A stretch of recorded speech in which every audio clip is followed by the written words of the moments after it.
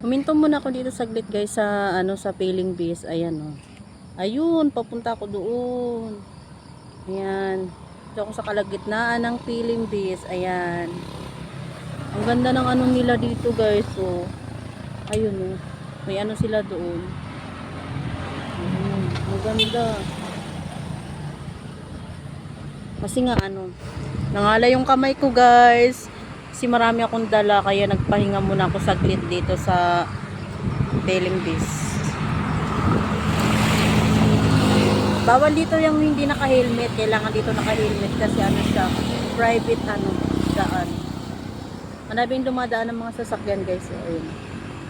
Yun, doon ako papunta guys. So, ang ganda ng view dito sa Pailing Beast guys. Dami nagja-jogging dito. Kasi di pa namin na-try mag-jogging pero mag-jogging din kami dito. So, hirap pagka walang cameraman.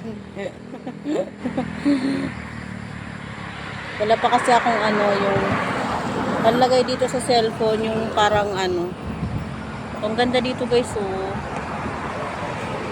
Dami nating dala guys. Kaya nagpahinga ko yung kamay ko kasi nangalay.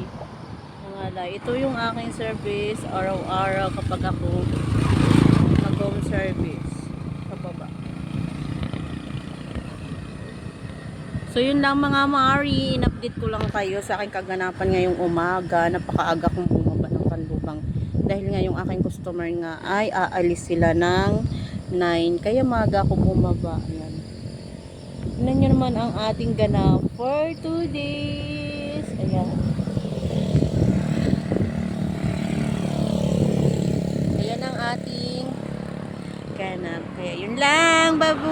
Uwi na ako guys.